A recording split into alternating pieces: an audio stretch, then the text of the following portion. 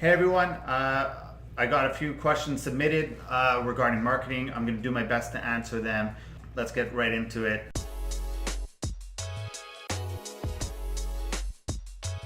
I think that's a pretty broad question. I think if you look at marketing, it's not a matter of what's better or worse. It's what's, in my opinion, what's overpriced and what's underpriced. And I think all marketing works to an extent. It's obviously it depends on the business, but most marketing methods work. It's which one's best for your company, and I like to look at the underpriced ones. So hands down, it's Facebook ads and Instagram ads for me. I think that's where you get the best bang for your buck. I think the targeting capabilities are incredible. I think the analytics that you get from it are incredible. I think if you're a business and you're not putting majority of your money into Facebook and Instagram ads, you're making a huge mistake. We've seen the price go up over the last year, especially even in the last 6 months, but still it is hands down the best marketing platform in the world. Whether you're B2B or B2C, I don't think there's another platform that really competes, or another marketing method that competes with Facebook and Instagram right now. If you're a clothing brand, and you cater to women, or you're in the women's space, Pinterest works really well. Snapchat's trying its best to really compete and become more of an advertising platform as well. Their prices are pretty cheap, but still best bang for its buck and capabilities. It's Facebook ads. I also want to go on record and say that I do believe email should be a huge part of a marketing strategy for a company. I really think email is not dead, and if you could really fire on all cylinders, so you have the social, you have the email, influencer marketing is still one of the best things to do, especially in a time where companies need to build trust. Influencers are the quickest and best way to build that. So if you're firing from all cylinders, that's what's going to help your company explode. It's not one over the other.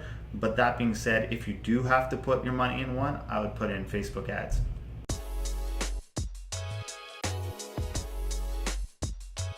I don't like the term expert. I think anyone who puts in the work could do it. I personally become pretty good at Facebook ads by spending a lot of money to figure out what not to do. I think if you're willing to put in the work and do it, you could become just as good, or if not better, than the so-called experts out there. But if you're a full-time employee, it's pretty easy.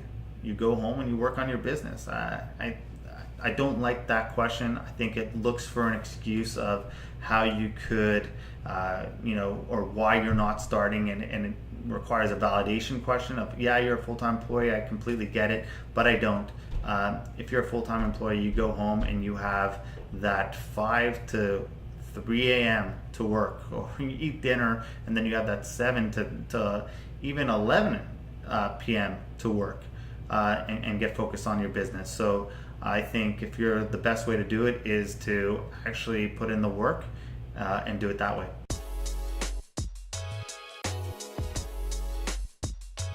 The best content marketing, the best content is really one that pull on the emotional heartstring of the person you're trying to reach, and 2, adds value, and 3, tells a story.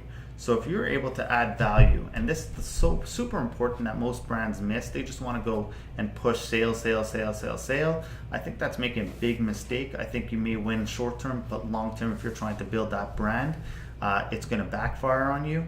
I think if you could tell the story in a creative way that adds value to the people watching you, that's how you're going to grow your following, that's how you're going to grow your brand, and that's how you're going to get longevity.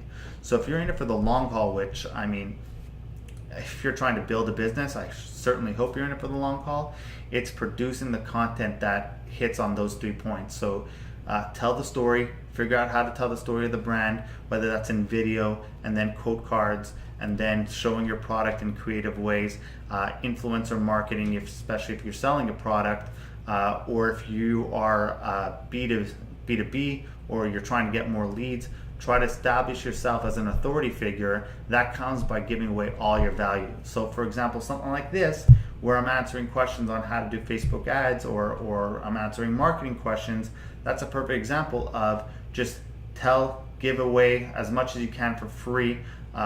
There's no secret sauce. Everything's available. There's Google, so you're not giving anything away for free that you think you're giving away, but provide value. So value first, and then the content gets built around that, and then the distribution of it becomes super easy.